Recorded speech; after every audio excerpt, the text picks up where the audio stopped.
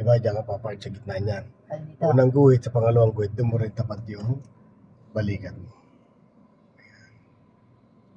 Yan, tapat na. Pag tapat na dyan, kunin mo stop number 2. Todo man-develop dito.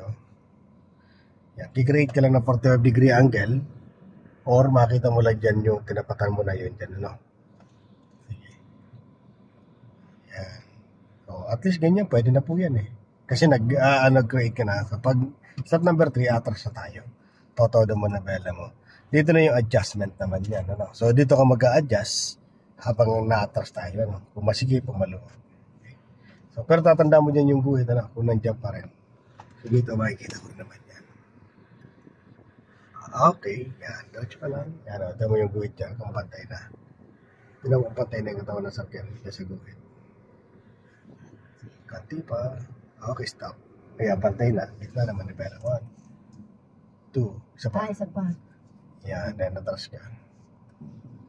Ayun. Yung stop.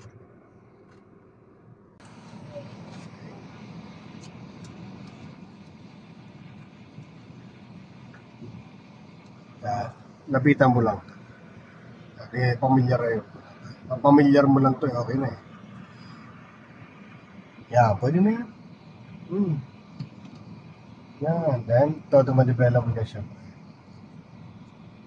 Yan, mag-a-adjust ka na lang pag medyo muna. Pero sakto lang naman yan. Todo. Gamitin mo dalawang side mirror. Tingin ka dito. Tingin ka rin dyan. Okay?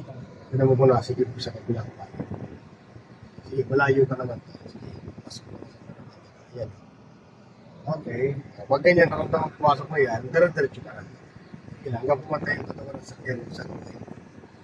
O kaya dito, o kaya doon sa posisyon ng sasakyan, doon sa mga nasa likod na sakyan. Hintay mo. Diba? Ayan o. Diba? Yan o. Posisyon na o. Kita manibela mo. Above stop. Kita manibela mo. 1, 2, yan. Pag nakita mo fix na siya, dapat ma-fix mo yung manibela mo po. Ay yung sakyan. Okay.